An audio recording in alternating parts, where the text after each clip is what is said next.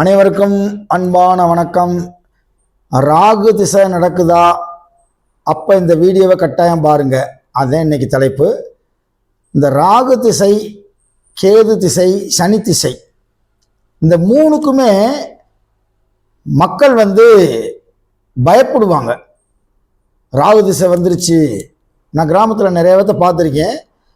அப்பா அவனுக்கு ராகு திசை நடக்குதுப்பா, அதனால தான்ப்பா அவன் வேலையே கிடைக்கல, அவன் படிக்கவே மாட்டேங்கிறான் அப்படின்லாம் சொல்லுவாங்க. அது தவறானது.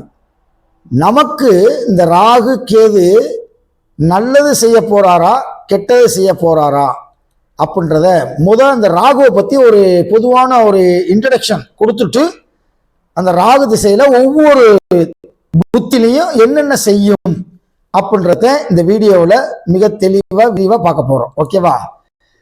ராகு அப்படின்றது நம்ம முன்ஜென்மத்தில் சில கர்மங்களினுடைய ஒட்டுமொத்த தொகுப்பு. அந்த ராகு ஜாதகத்தை எங்க அமர்ந்திருக்கு அதை வச்சுத்த அந்த ராகு நமக்கு நல்லது செய்ய போதா அல்லது கெட்டது செய்ய போதா அப்படின்றத நம்ம ஒரு முடிவெடுக்க முடியும். அப்ப அந்த ராகு மேசம், ரிஷபம், கடகம், கன்னி, மகரம், இந்த 5 இடத்தில் இருப்பது சிறப்பு. கேந்திரமாகவோ திரிகோணமாகவோ வருவது சிறப்பு.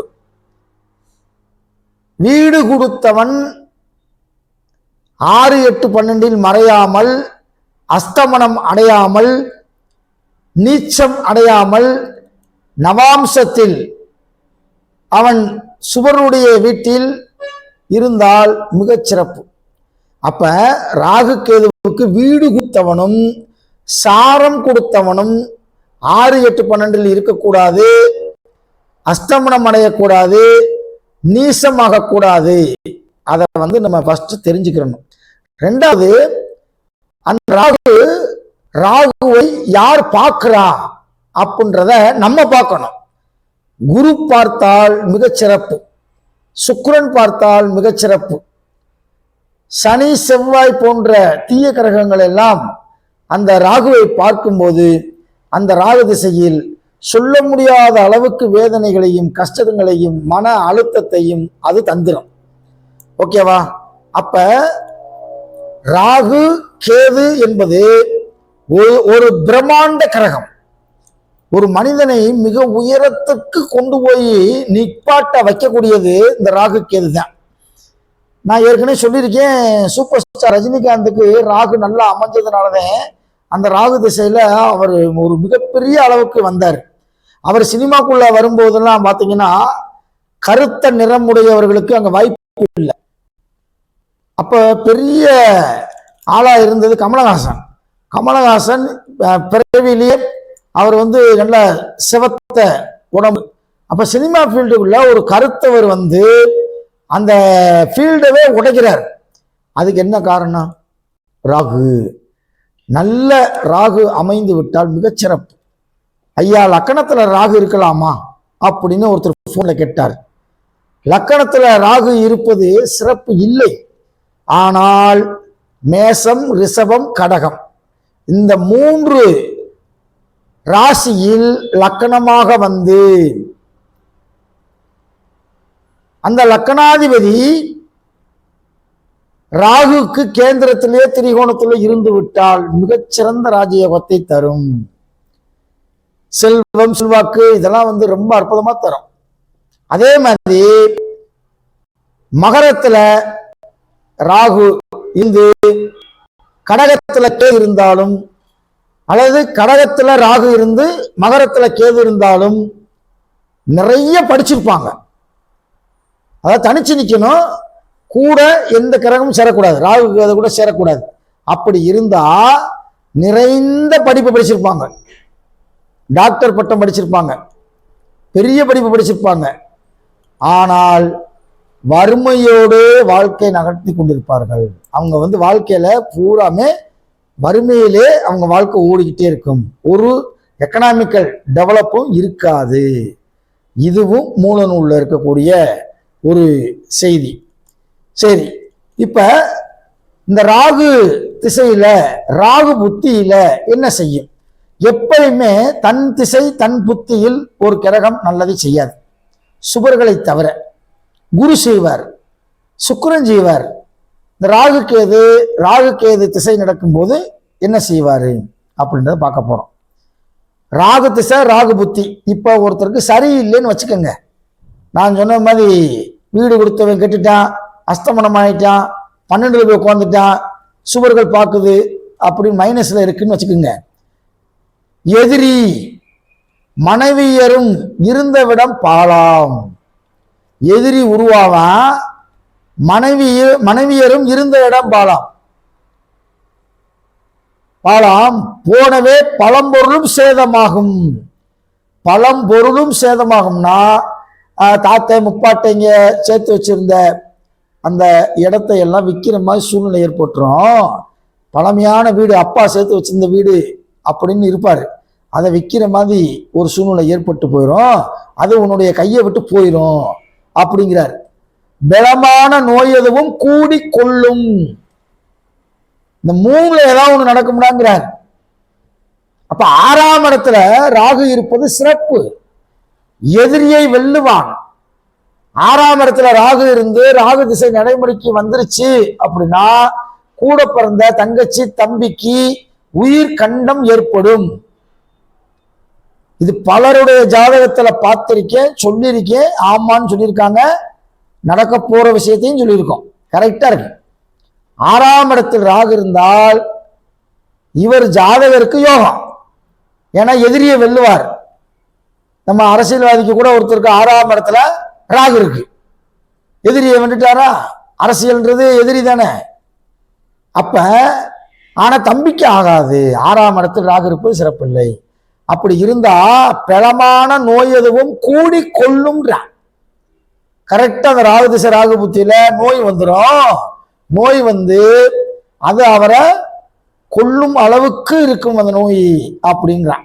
ஓகேவா? அதுக்கடுத்து ராகு திசையில குரு புத்தி எப்படி இருக்கும் அப்படின்னா, இப்ப நான் சொல்லக்கூடியது உங்க ஜாதக கட்டத்துல குரு எங்க இருக்காருன்னு பார்க்கணும்.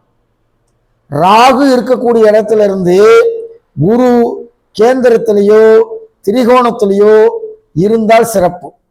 அந்த குரு ஆட்சி உச்சம் அல்லது நட்பு வீட்டில் இருந்தால் மிகச்சிறப்பு. அந்த குரு நீசமா இருக்கு, 6, 8, 12 உட்கார்ந்துருக்கு அப்படின்னா அது துன்ப பலனைத்தான் தரும். ஓகேவா? பாருங்க, ராகு திசையில் குரு புத்தி நலமுள்ள ராசாவால் நன்மையுடன் வாழ்வான். பூமி முதல் யோகம் தானே. அவன் நல்லா வாழ்வான், அந்த திசையில சூப்பரா வாழ்வான். பூமி முதல் யோகம் தானே அப்படின்னா அவனுக்கு இடங்கள் வாங்கி போடுற மாதிரி சூழ்நிலை அமையும். இடம் வாங்கி போட்டிருந்தா வீடு கட்டுற மாதிரி யோகங்கள் அமையும். காரு வாங்குவான். குரு என்பது படிப்பு சார்ந்தது, படிப்பு நல்லா வரும். ஒரு காம்படிட்டிவ் எக்ஸாமினேஷன் ஒருத்தர் எழுதுறானா அந்த டயத்துல அவன் பாஸ் பண்ணிடுவான்டா அப்படின்றான். திகட்டாத புத்திரனும் தென்புடனே வாழ்வான். திகட்டாத புத்திரன் யாரு? இவனுடைய ஜாதகருடைய புத்திரனுக்கு யோகம்டா அப்படிங்கிறார். ஏன்னா புத்திரக்காரையும் குரு, அதனால மகனுக்கு அது யோகம்டா அப்படிங்கிறார். அதுக்கடுத்து ராகு திசையில சனி புத்தி என்ன செய்யும்? இப்ப சனி பகை வீட்டிலேயோ அஸ்தமனமாகவோ நீச்சமாகவோ 6, 8, 12 வலிமை குறைந்து இருந்தால் அவர்களுக்கு நலமில்லா பிரமை கொண்டு நாடி நகர் திரிவான். நலமில்ல பாட்டார். இந்த ராகு திசை சனி புத்தி அவனுக்கு நலமில்லை. பிரமை கொண்டு ஒரு பைத்தியக்கார மாதிரி அலைய வச்சிரும். நாடு நகர் திரிவான். திடீர்னு அவன் புறப்பட்டு டெல்லிக்கு போறேன்னு போயிடுவான். அல்லது அவன் சிங்கப்பூர்ல ஒருத்தர் கூப்பிட்டுருக்காரு, கேட்கறான் மேக்கிறான் கம்பெனியில் என்னை கூப்பிட்டுருக்காருன்ட்டு அவன் வேலைக்கு போயிடுவான். பிதிர்பீடை உண்டாகும் பாருன்றார். பிதிர்பீடைனா அவங்க அப்பாவுக்கு பிரச்சனையை உண்டு பண்ணுறாங்கிறார். கொடியிடையால் நோவால், கொடியிடையால்னா மனைவிக்கு நோய் வரும். குழந்தை எது சாவாம். அப்ப குழந்தைக்கும் அது சிக்கலை உண்டாக்கக்கூடியது. தேனென்ற தேவதையின் இடைஞ்சலாம், தண்டமுடன் சத்துருவும் திரவியங்கள் சேரும்.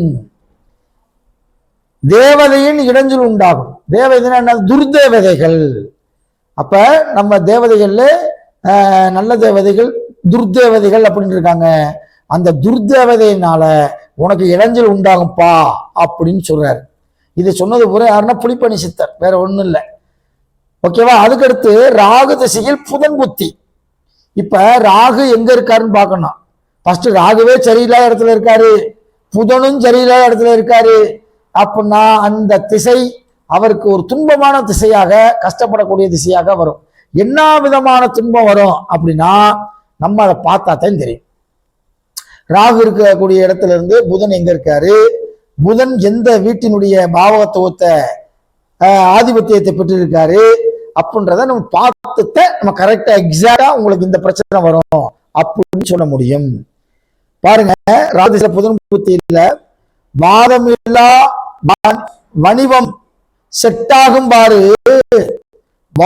வகையான சகோதரமும் வாழலாம், பேதமுடம் பொருளும் உண்டாம், பூமி லாபம், பொங்குமால் புத்திரனின் புகழ் ரொம்ப பாரு.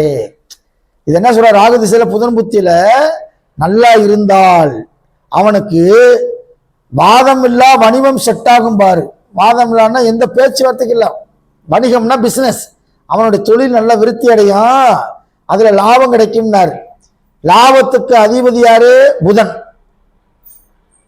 தனத்துக்கு அதிபதி யாரு? குரு. இந்த ரெண்டையும் போட்டு குழப்பிடக்கூடாது. லக்கணத்திலிருந்து இரண்டாம் அதிபதி யாரு? யாரு காரக கிரகம்? குரு. லக்கணத்திலிருந்து 11ஆம் இடத்துக்கு காரக கிரகம் புதன். லாபத்தை தருவது புதன், தனத்தை தருவது குரு. ஓகேவா? அதனாலதான் ரூபாயை 2 இடத்துமா பிரிச்சு வச்சாங்க, தனம் வேற லாபம் வேற. அப்ப அப்படி நல்லா இருந்தா அவருக்கு தொழில் உண்டாகும், சகோதரனுடன் வாழ்வலாம். அவனுக்கு சகோதரன் ஒண்ணு உண்டாகும், அல்லது சகோதரனால் நன்மை உண்டாகும். பேதமுடன் பொருளும் உண்டாம், காசு செல்வம் நகை வீடு வாகனம் எல்லாம் வாங்குவான்டாவன். பூமி லாபம், பூமி லாபம்னா அந்த டயத்துல அவன் ஒரு இடத்தை வாங்கி போட்டிருப்பான், புரியுதா? பொங்குமால் புத்திரனின் புகழ் ரொம்ப பாருன்ட்டார். இந்த ஜாதகருடைய பையனுக்கு புகழ் ரொம்ப பாருன்ட்டார். அப்ப அவனும் நல்லா இருக்கக்கூடிய ஒரு அமைப்பை உருவாக்கும் அப்படின்னு சொல்றாரு. அடுத்து ராகு திசையில கேது புத்தி. ராகு எங்க இருக்கோ கேது எங்க இருக்குன்னு பார்க்கணும்ன்ற அவசியம் இல்லை. ராகுல இருந்து 180 பாகையில நேருக்கு நேரம் இருக்கும் கேது இருக்கும். அப்படி ராகுக்கு வீடு கொடுத்தவன் கெட்டு போனா கூட பரவாயில்லைங்க, கேதுவுக்கு வீடு கொடுத்தவன் கெட்டு போக கூடாது. 6, 8, 12 போய் உட்கார்ந்து அஸ்தமனமாயி நீச்சமாயி சுபர்களுடைய தொடர்பு இல்லாமல் பாவருடைய சேர்ந்து இப்படிலாம் இருந்துச்சுன்னா சிக்கல். அப்ப அப்படி இருந்தா ஊரே நீ விரோதமுடன், ஊரே விரோதமாயிருன்றார். சத்ரு உண்டாகும். சத்ருனா எதிரி. இந்த டயத்துல உனக்கு எதிரி உண்டாவா, உடன் கேடு பண்ணி வைக்கும், உன்னை கேடு பண்ணி வைக்கின்றார். அப்ப ராகு திசை கேது புத்தி அவ்வளவு சிறப்பு இல்லை. உண்மை பாரு, நிதி திரவியங்கள் ஏவலுடன் சேதம்,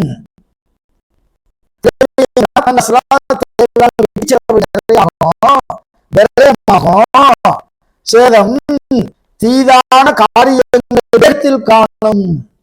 தீதான காரியங்கள்னா தேகம்னா உடம்பு. இந்த உடம்புல நோய், தோல் சம்பந்தப்பட்ட நோய், அல்லது தீப்படுறது, அடிபட்டு கட்டு போட்டு இருக்கிறது, இந்த மாதிரி தேகத்தில் காரியங்கள் காணும் அப்படின்றார்.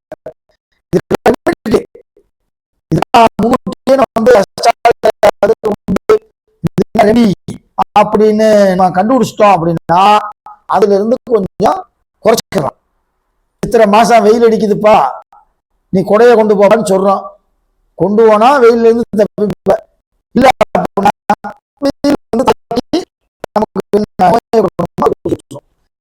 அடுத்த சுக்கிர புத்தி.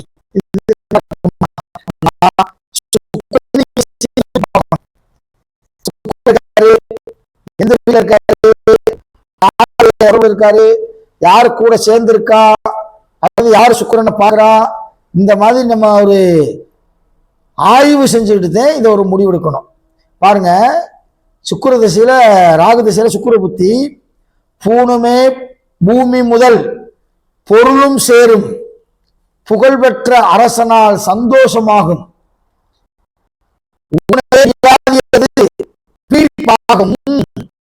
உடன் கேடு.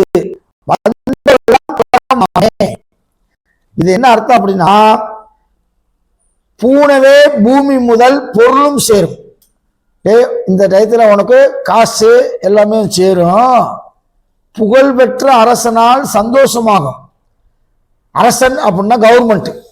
இந்த டயத்துல உனக்கு அரசு வேலை கிடைக்கும், அல்லது அரசனுடைய கான்ட்ராக்ட் எடுத்திருப்பாங்க. ஏதோ ஒரு வகையில அரசுடைய தொடர்பு கிடைக்கும், அது நல்ல தொடர்பா இருக்கும். ஊனவே வியாதி பீடிப்பாங்க.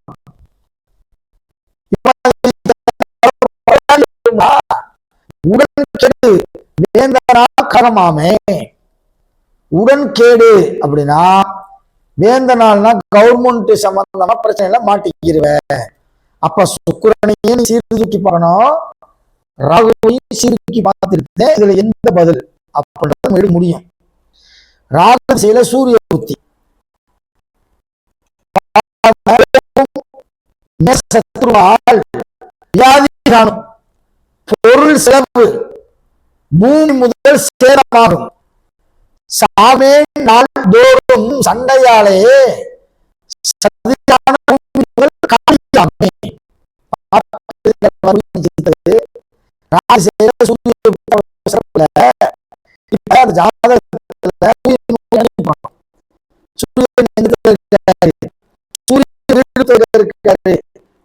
சூரியன் நேரத்தில் இருக்காரு சார், ஆனா செவ்வாய் எனக்கு கடத்துல இருக்கு சார் அப்படின்னா அது சிறப்பு இல்லை.